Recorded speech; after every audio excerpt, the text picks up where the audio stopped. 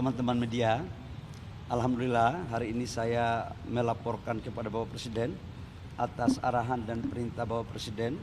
Kemarin kami di Rusia untuk menindaklanjuti kesepakatan antara pemimpin dari kedua negara, dalam hal ini Presiden Prabowo sama Presiden Putin, di mana hasil-hasil kesepakatan itu adalah menyangkut dengan kerjasama jangka panjang, khususnya di bidang energi. Kita tahu bahwa konsumsi daripada BBM kita satu hari itu 1,6 juta barel per day, dan lifting kita hanya kurang lebih sekitar 600 sampai 610 ribu barel per day. Kita masih impor kurang lebih sekitar 1 juta barel per day.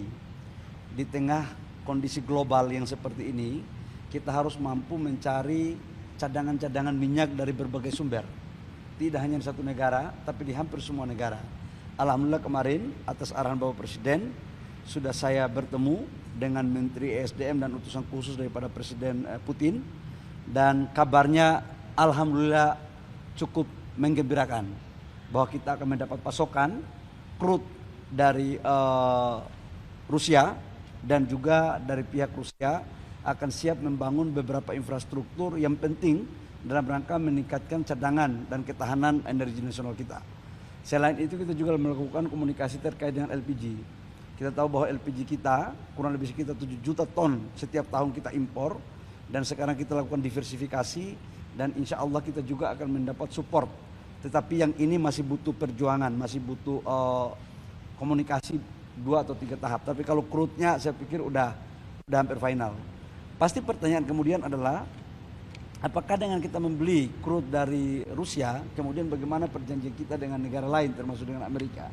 Saya katakan bahwa kebutuhan crude kita setiap tahun itu kurang lebih sekitar 300 juta ton, 300 juta barel. Jadi semuanya kita ambil, mana yang menguntungkan untuk negara kita harus kita lakukan. Nilai pasokan crude-nya dan investasinya udah ada angkanya nggak? Volumenya saya nggak boleh, kan ada kesepakatan kami nggak boleh berbicara tentang volume, tapi saya ingin mengatakan bahwa Bapak Presiden selalu berpikir untuk bagaimana caranya agar ketersediaan kita 1 tahun itu harus tetap ada. Dan atas arahan Bapak Presiden itu saya menindaklanjuti untuk crude 1 tahun dari mulai bulan ini sampai dengan bulan Desember, insya Allah udah aman. Jadi kita nggak perlu risau, tinggal kita meningkatkan produksi daripada kilang kita.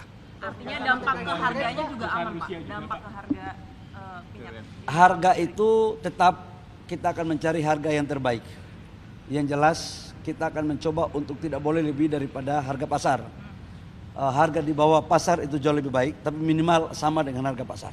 Kalau untuk dampaknya di harga di dalam, dan kerjasama ini dilakukan ini dalam waktu jangka panjang ya. Jadi karena waktu kerjasama jangka panjang, jadi kita melakukan G2G, baik G2G maupun B2B, ya. Menyangkut dengan storage merupakan bagian daripada kesepakatan yang kemarin kita lakukan. Silakan.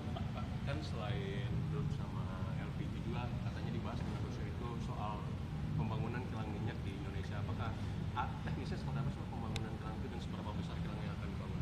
Itu salah satu poin yang kemarin kita bicarakan, bahwa memang ada beberapa investasi mereka yang sudah siap untuk masuk, tetapi finalisasinya tunggu ada 1-2 putaran lagi dengan kami, khusus untuk menyangkut dengan kilang dan storage. Nanti baru kami akan sampaikan. termasuk nilai investasinya belum ketahuan?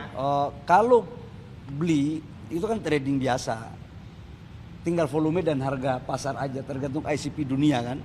Tapi kalau untuk investasi kilang dan storage itu masih dalam pembahasan, angka sedikit lagi selesai. Ya. Apa itu? Berbeda dengan kilang Tuban, Pak, kalau pakai kilang. Ya kalau di Tuban itu kan banyak produk yang dihasilkan dan skalanya kan skala besar. Tapi kalau yang ini mungkin dalam skala yang tidak sebesar di Tuban. Ya baik teman-teman.